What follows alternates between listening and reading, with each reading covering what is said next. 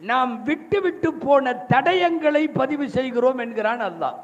யாராக இருந்தாலும் இந்த உலகத்தில் வாழ்ந்து விடைபெறுகிற போது என்ன விட்டுட்டு போன, என்ன விட்டு விட்டு போனாய், நீ போனதற்கு பிறகு இங்கே செயல்படும் கல்வி கூடம், நீ போனதற்கு பிறகு இங்கே செயல்படுகிற, இங்கே மக்களுக்கு பலன் தருகிற ஆறு, குளம், ஏரி, நூல் நிலையம், பள்ளிக்கூடம், எதுவெல்லாம் நாம் போன பிறகு நம் பெயர் சொல்லுகிற நீங்கா நினைவுகளாக அடுத்த தலைமுறையும் இருக்கிறதோ அவைகளெல்லாம் தடயங்கள் என்று பெயர்.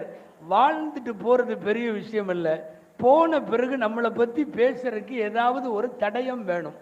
சும்மா கடை வச்சிருந்தாரு, வீடு கட்டினாரு, பிள்ளைகளை எல்லாம் கட்டி கொடுத்தாரு, மௌத்தா போயிட்டாரு என்று சொல்லுவதை விட, பிறப்பு இந்த ஆண்டு இறப்பு இந்த ஆண்டு என்று நடுகல்லிலே நட்டு வைப்பது போல 2 வார்த்தை எழுதுவதை விட, இவர் வாழ்ந்த காலத்தில் இவ்வளவு பணிகள் நடைபெற்றது, கல்வி பணிகள் இவ்வளவு, மருத்துவ பணிகள் இவ்வளவு, உயர்கல்விக்கான பணிகள் இவ்வளவு, இந்த சமூகத்திற்கு இவர் இவ்வளவு செய்தார் என்று பேசப்படுகிற செய்திகளெல்லாம் விட்டுவிட்டு போனால் அதற்கு தடயங்கள் என்று பெயர்.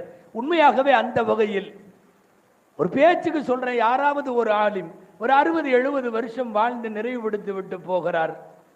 நம்முடைய இஸ்லாமியர்களின் அகீதா நம்பிக்கையின்படி ரப்பு விசாரணை நடத்துகிற போது நீ என்ன பண்ண இருக்கிற காலம் வித்தியாசமான காலம். கணிப்பொறி யுகத்திலே வாழ்ந்து கொண்டிருக்கிறோம். ஆசிரியர் என்பதையே மறந்து போய்விட்ட உலகத்தில் இருக்கிறோம். மாதா பிதா கூகுள் தெய்வம் என்கிறார். குரு காணாமல் போனார் இல்லையா? நிறைய பேத்துக்கு 4 இமாம் பேரெல்லாம் இப்ப தெரியறதே இல்லை.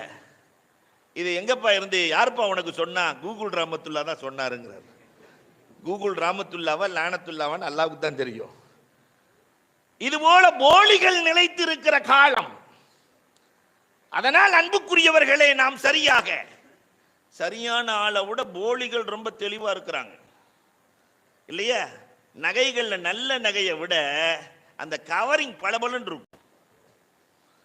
ஒருவன் அழகாக எழுதி இருந்தான், மருத்துவத்துறையில் கூட இப்படி வந்தார்களாம். ஒருத்தர் வைத்த வழின்னு சொல்லணும், 8 பேர் இருந்தா 8 மருந்து சொல்லுவாரு. டாக்டர் மருந்து சொல்லுவாரு, இன்ஜினியர் மருந்து சொல்லுவாரு, ஆலிம்சாவும் மருந்து சொல்லுவாரு. அப்ப என்ன அர்த்தம்னா, இன்ஜினியர் டாக்டர் அவர், ஆலிம்சா டாக்டர் அவர், வக்கீல் டாக்டர் அவர், இப்படிதானே?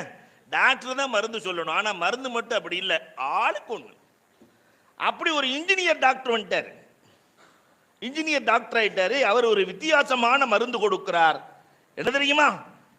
எனக்கு ஃபீஸ் 500 ரூபாய், நோய் சரியா காட்டி உங்களுக்கு 1000 ரூபாய். நார்மலா இருக்கிற டாக்டர்களுக்கெல்லாம் குழப்பமாயிருச்சு. சரியாக